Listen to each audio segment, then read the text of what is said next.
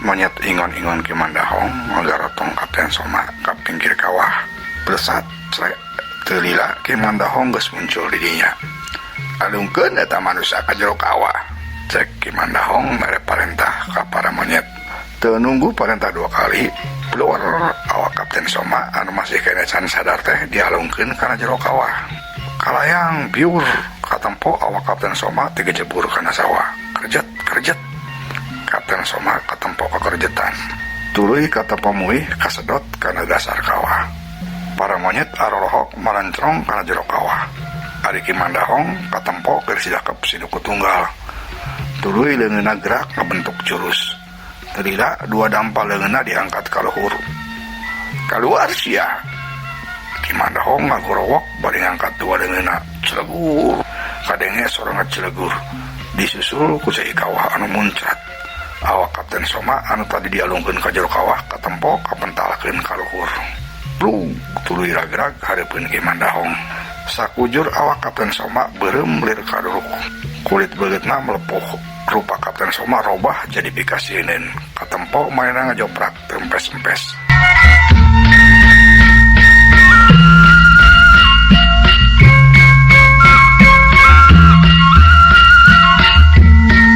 Ki Mandahong ngagerakeun deui 2 leungeunna. Tuluy diarahkeun kana awak Kapten Soma. Ti mimiti sirah nepi kana dampal suku. Katempo aya cahaya kaluar tina dampal leungeun Ki Mandahong mungkus sakujur awak Kapten Soma. Kerjet. Katempo Kapten Soma kakerjetan deui. Teu lila kulisik. Katempo ngulisik. Brai matana beuntak. Kapten Soma kaget, curang cileung. Ret ngareret ka Ki Mandahong anu keur ngabedega teu jauh ti manehna. Saha Jun? Aya di mana kuring? Tanya Kapten Soma. Ayeuna mah sorot matana beda siga nu buring has. Anjeun ayeuna aya di kekawasaan kaula. Cek Ki Mandahong.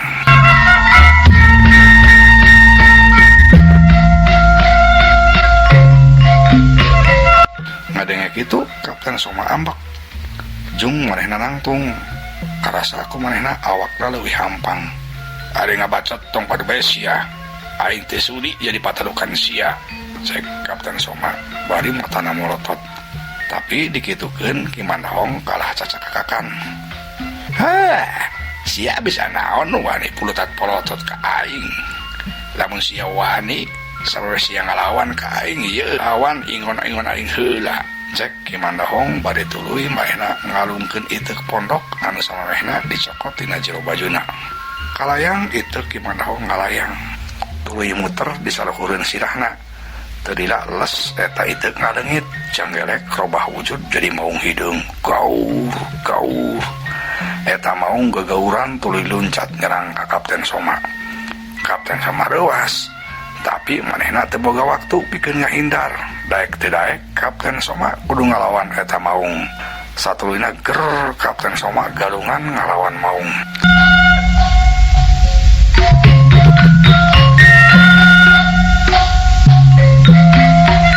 Ki Mandahong jeung puluhan monyet anak buahna ngan saukur nongton.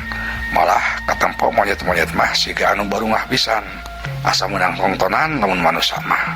Manehna rame siga nu sarurak malah aya nu jujunggiran sagala.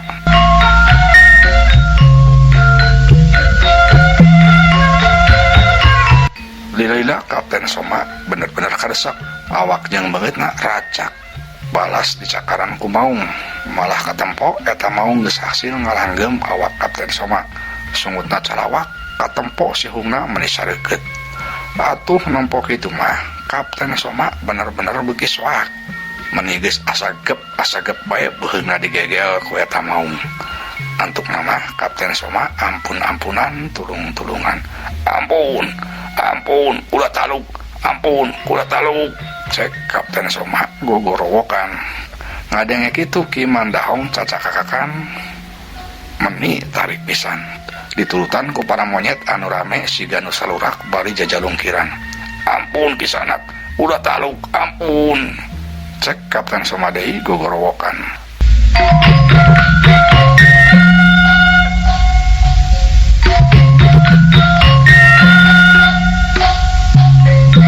Akhirna mah Ki Mandahong ngagerakeun leungeunna. les mau kajadian ngaleungit robah deui jadi itu kalayang eta itu kalayang grep ditewak deui ku Ki Mandahong tuluy pok Ki Mandahong nyarita kumaha sia wani keneh ka aing cek Ki Mandahong henteu bisanak udah bener-bener talu tembalah Kapten Soma alus lamun sia geus bener-bener talu ka kula sia ayeuna aku kaula rek diangkat jadi murid sia rek diwarisan ilmu pangaweruh tapi sia kudu daek ngalaksanakeun tugas di kaula kumaha sia daek teu tanya Ki Mandahong.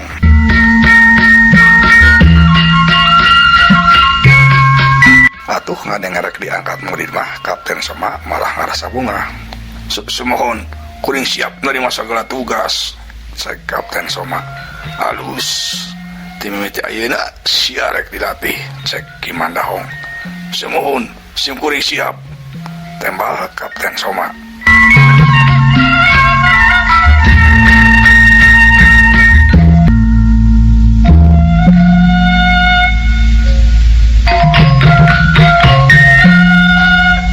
Satulunya Kapten Soma dilatih segala ilmu kadugalan ku Ki Mandahong. Si horeng ari dina masalah kitu mah Kapten Soma teh kasup cerdas. Dina waktu sakedeung oge Kapten Soma geus hasil neuleuman sabagian ilmu pangaweruh anu diajarkeun ku Ki Mandahong. Malah Kapten Soma geus bisa nalukeun para monyet. Atuh Ki Mandahong meuni bungah pisan. Halus ayeuna sia geus hasil nyangking leuwih ti sabagian ilmu kaula. Sia geus kudu mimiti ngalaksanakeun tugas. Heura tangan ku sia jalma anu ngaranna Nurianta. Manehna pimpinan Padepokan Gagak Karung. Eta jalma musuh bubuyutan kaula. Ku sia kudu dibinasa. Cek Ki Mandahong. Mangga guru. Abdi siap ngalaksanakeun parentah iraha bae. Tembal Kapten Soma. Ayeuna keneh sia geura indit. Ki Mandahong tuluy ngaluarkeun hideuk saktina sor dibikeun ka Kapten Soma. Yeuh, bawa hideuk si kalayar, gunakeun jang kekuatan sia. Cek Ki Mandahong bari nyodorkeun hideuk. Atuh Kapten Soma meuni bungah pisan, gap eta hideuk ditampanan. Hatur nuhun guru. Ayeuna keneh sieup abdi permios. Cek Kapten Soma. Jig indit sia ka ditu. Kade sia kudu hasil. Cek Ki Mandahong deui. Cag urang tunda heula.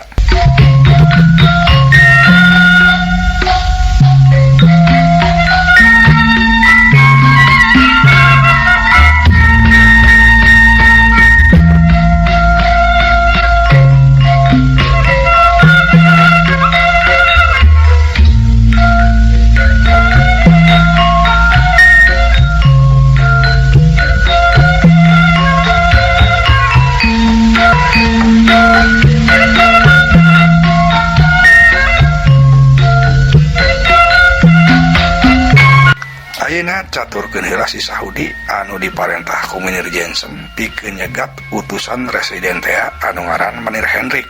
Harita si Sahudi katempokeun macet kudana supaya lompatna leuwih cepet deui bisa ngudag Mynir Hendrik. Atuh kuda anu ditumpakan ku si Sahudi ge katempo lompat menuju jorelatan. Tapi teu kanyahoan ku si Sahudi sorangan. Ti tukangeuna aya hiji bayangan koneng anu jojorelatan oge nuturkeun ka si Sahudi. Si horeng eta bayangan koneng teh Nyai Kembang. Anu ti samehna manehna geus ngawaskeun kaayaan di markas Mynir Jensen. Jadi Nyai Kembang geus apal naon anu bakal dilakukeun ku si Sahudi. Nyai Kembang geus nyaho ge saha Mynir Hendrik.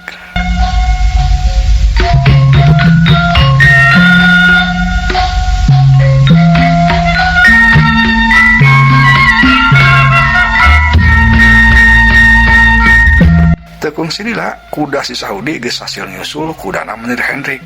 Bari leungeun kencana tetep nyekel kadali kuda leungeun katuhuna ngaluarkeun pistol. Tuluy eta pistol dilempeng kana awak Mynir Hendrik anu keur naek kuda di hareupeun manehna. Tapi samemeh pistolna ditembakeun ujug-ujug suku kuda anu hareup ngajaul ka luhur bari ngasadah hihiem tarik pisan. Eta kuda siga nu ngamuk sampai-sampai awak si Sahudi kabantingkeun ka tukang. Telila rempeyek kuda nage rubuh. Si Sahudi ngacurung kunung hudang leuwas. Barang nempok kana kudana anu geus ngagoler. Si horeng ngatonggongna nancep kembang malati. Renjag si Sahudi ngarenjag. Cilaka Nyai Kembang. gerentas si Saudi. Sedangkan maneh Hendrik anu jadi udagana mah geus jauh teuing geus anjog ka mana.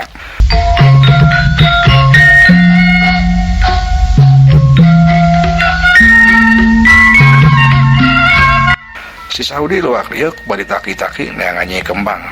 Pestolna masih kena dicekal ku leungeun katuhu.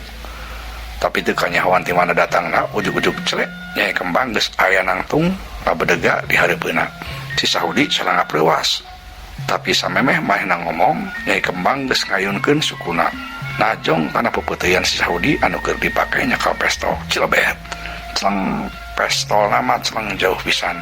Si Saudi leuwas molong deui bae. Cila Nyai Kembang bener-bener lain lawanin aing. Gerentas si Saudi bari tuluy plecet manehna lompat kabur. Tapi can geh jauh Nyai Kembang katampo geus ngabedega deui di hareupeun ngahalangan jalan. Rek kabur ka mana si anjing Walanda? Sia moal bisa salamet ti kami. Cek Nyai Kembang bari ngabedega atuh reg si Saudi eureun. Kurang ajar sia. Montong sombong sia Wikang. Aing kabur teh lain teu bani, tapi aing kaburu keur boga urusan. Tembal si Saudi bari set manehna ngaluarkeun pedang. Si Saudi geus ngarasa kapalang, eueuh deui jalan, manehna rek nekat ngalawan ka Nyai Kembang. Atuh teu loba omong deui hiuk si Saudi ngayunkeun pedangna anu diarah beuheung Nyai Kembang. Tapi Nyai Kembang teu ngarasa leuwas. Manehna ngan saukur dengdek ka kenca. Plos serangan si Saudi ngeplos. Ari awakna rada doyong ka hareup. Atuh mata ngeunaheun ka Nyai Kembang mah manehna langsung malik nyerang najong bobokong si Saudi. Cebrot soloyong gubrag. Aduh si Saudi ngagubrak barinya gigir.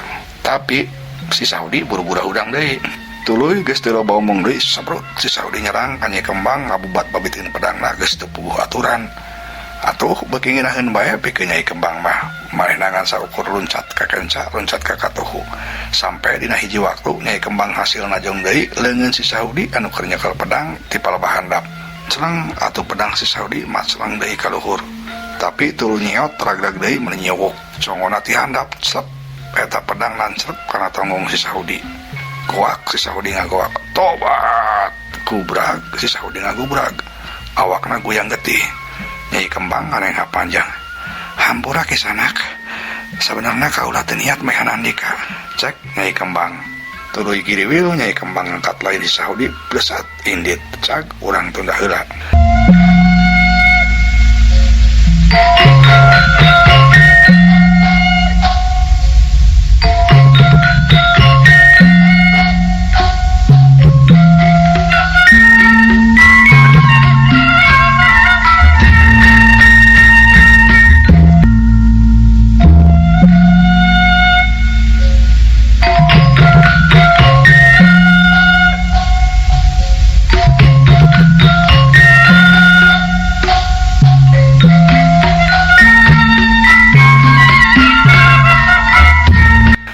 Kocapkeun Menir Jensen tisaprak manehna kadatangan ku utusan residen pikirana kalah beuki angkurawut bae loba kasieun loba kahariwang gawena ngan ukur lundang lantung bae teu puguh.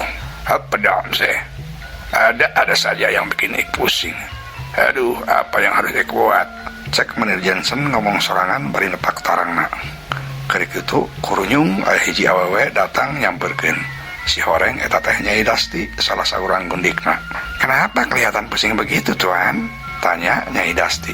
Renjag atuh Menir Jensen ngarenjag. Tapi barang nampo Nyai Dasti mainna kalah ngarasa bunga. Kebetulan kamu kesini Nyai. Ik lagi benar-benar bingung nih. Tembar Menir Jensen. Bingung apa tuan? Coba bilang sama saya. Barangkali saya bisa bantu tuan. Cek Nyai Dasti. Begini Nyai. Tadi ik kedatangan tamu utusan residen. Dia ngasih kabar kalau residen mau memeriksa keuangan, sedangkan kas sekarang lagi bener-bener kosong. Kalau sampai residen tahu keuangan di kas kosong, ik bisa dipecat. Bahkan mungkin ik diusir dari Hindia Belanda. Cek Menir Jensen.